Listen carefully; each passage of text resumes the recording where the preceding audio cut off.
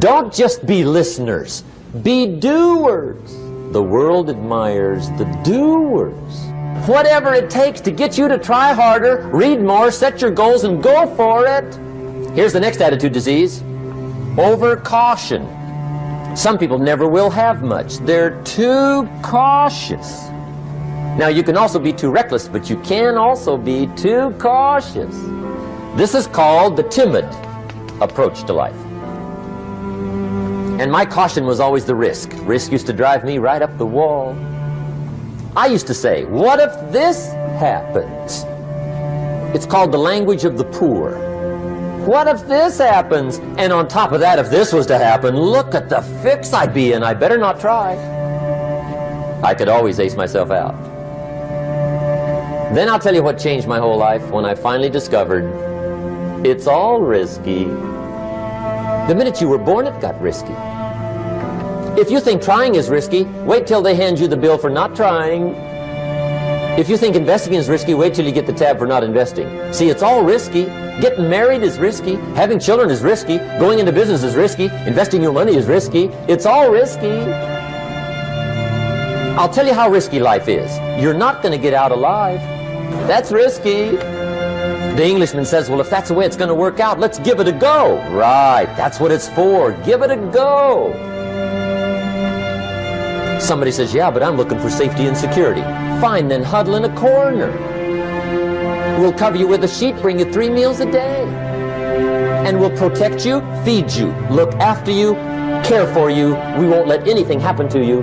And you'll probably live to be 100. The guy said, well, yeah, I'd live to be 100. But what a way to live. Right. What a way to live, safe and secure. Don't ask for security. Ask for adventure. Better to live 30 years full of adventure than 100 years safe in the corner. And see, it's not important how long you live. What's important is how you live. Here's the next attitude disease. We're almost through with this motley list. In fact, we're almost through. Hang on. The next one is pessimism. Pessimism, the deadly disease of always looking on the bad side, the problem side, the difficult side, checking all the reasons why it can't be done. The poor pessimist leads an ugly life. He doesn't try to figure out what's right. He tries to figure out what's wrong. He doesn't look for virtue. He looks for faults. And when he finds them, he's delighted. How ugly. This is the poor guy who looks through the window, doesn't see the sunset. He sees the specks on the window. And this is the poor guy, right, who rushes up, takes such leave of his senses. This guy rushes up and he says, I've got 5 good reasons why it won't work. He's so dumb he doesn't know all he needs 1. He's got 5. To the pessimist, the glass is always half empty. To the optimist, the glass is half full. Why would the same measure affect people 2 different ways? Answer, it all depends on how you look at it. Our lives are mostly affected by the way we think things are, not the way they are. The way we think they are affects us most. There's a subject we don't have time to get into tonight called better thinking habits. One of the major things Shove taught me when I met him, he said, poor thinking habits keeps most people poor. Not poor working habits. Most people work hard, but they don't think hard. And Shove taught me that the mind is like a factory, a mental factory. And whatever you think about all day long pours ingredients into this mental factory. And that's what builds the economic, social, financial fabric of your life. He quoted me a Bible phrase that says, as you think, so you become. How awesome. When he talked about poor thinking habits, he had me. I used to start the day reading the morning newspaper. I mean, you can believe that or not. I'd get a cup of coffee and read the paper. I'd load up on wars and riots and murders and stabbings and killings and bank robberies and muggings and car wrecks and tragedies. I'd even read the back pages. I seem to like that stuff for some weird reason. I'd load up on all that, and then I'd start the day. You can imagine the kind of days I used to have. You walk around on your financial knees. They call you economic peewee. The guy says, I want to be a great leader. Wonderful. The first thing we do is follow him to his house. When we get there, we walk in and check his library. Somebody says, well, why check his library? The reason is because what a man reads pours massive ingredients into his mental factory, and the fabric of his life is built from those ingredients. You would not believe what some people have got in their house to read. You would not believe. One of the best dressed up words I know for a lot of it is trash. Can you imagine dumping a barrel of trash into this mental factory every day and coming out with a rich, dynamic, positive life? It can't be done. A lot of y'all, if you keep going the rate you're going right now, when you die, you're going to have a whole bunch left. You're going to die with a whole lot of ideas left. You're going to die with a whole lot of energy left. But man, when I'm running, there are times when I run and I get to the end of my run, I know I ain't done nothing. Why? Because when I finish, I got too much energy left. I got too much strength left. I'm still breathing normally. I know I hadn't put my all into it. I'm asking you to know what your limits are, all right? Because you got to be able to measure where you are, because you can't get to where you're going if you don't know where you are. You have to be able to measure where you are. But once you measure it, we got to hit that wall. Once we measure it, we got to start squeezing so we can get more out of it. And then once we hit that wall, we don't quit, we don't give up. We push a switch called will, and we start using our willpower. We go into will. Yes, we tired. Yes, we're hungry.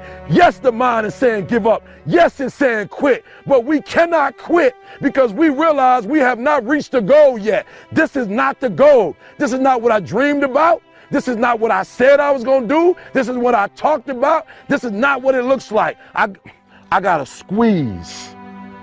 And then once we get past that place, once we get past that 30 minutes, or that 35, or that 40, or that 45, or that 50, and once we get into that hour with our will, we become comfortable with being uncomfortable. We no longer thrive to be in the comfort zone. We no longer place ourselves in positions that make us feel good. We no longer put ourselves in positions that make us comfortable, that gives us that warm, fuzzy feeling. Because listen here, boo, some of what you want, some of what you trying to get ain't in the comfort zone. And so if what you want is not in the comfort zone, you got to come out of the comfort zone to get what you want.